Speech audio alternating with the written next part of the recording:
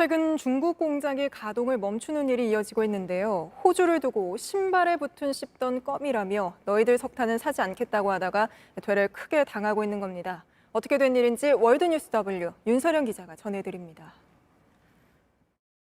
澳大利亚，它是粘在中国鞋底的口香糖，很难蹭掉。 이렇게 원색적으로 비난했지만 이제 호주에 납작 엎드려야 할 처지가 됐습니다. 시계를 3년 전으로 돌려보겠습니다. 트럼프 대통령이 중국 때리기에 나서자 호주는 가장 먼저 반중 전선에 올라탔습니다. 화웨이를 5세대 이동통신망 사업에서 배제하고 What's really important is that we have a proper review, an independent review which looks into the sources of these things in a transparent way. 코로나19 발원지에 대한 국제조사를 요구하고 나서기도 했습니다. 중국은 가만히 있지 않았습니다. Australia used to be one of China's favorite countries. Now it is China's favorite punching bag. What happened? 호주산 쇠고기, 바닷가재 수입을 중단하고 와인은 무려 218% 관세를. 국영에너지 기업과 제철소엔 호주산 석탄 수입 중단을 명령했습니다. 바닷가재는 생산량의 무려 91%가 중국으로 갑니다. 석탄은 두 번째로 큰 수입국입니다. 이러면 호주가 두 손 들고 항복할 줄로 알았던 거죠.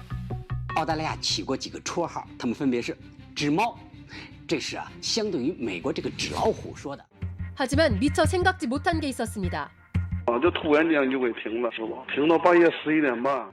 신호등에 가로등까지 모두 꺼져버린 도심. 일반 건물도 상가도 전부 전기가 끊겼습니다. 电业局电话已经打爆了，也打不通，所有的街边饭店全部停业。哎呦，我大沈阳啊，怎么会发生这样的事情呢？ 공장에선 촛불을 켜놓고 작업을 합니다. 중국 발전량의 60%를 차지하는 석탄. 세계 경기 회복으로 석탄값이 급등했고 석탄을 확보하지 못하자 전기 부족 사태가 발생한 겁니다. 시진핑 정권이 탄소 배출 감량을 위해 석탄 사용을 제한했다지만 세계 석탄 생산 1위 호주와의 판로를 스스로 끊어낸 것은 결정적 원인이었습니다.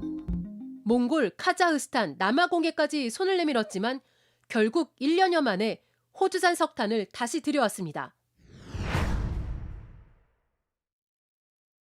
중국에 있는 애플, 테슬라 공장도 피해를 입었고 글로벌 공급망에도 차질이 생기고 있습니다. 우리 기업들도 아이폰에 부품 납품하는 발주량도 차질을 빚고 글로벌 기업들 같은 경우는 전체 공급망의 병목 현상이 길어질 수밖에 없기 때문에 세계 인플레이션 압력에도 큰 작용을 할 가능성이 크잖아요. 히토류 중단, 사드 배치에 따른 한한령. 중국의 이런 보복은 자기 발등을 찍을 때가 많았습니다.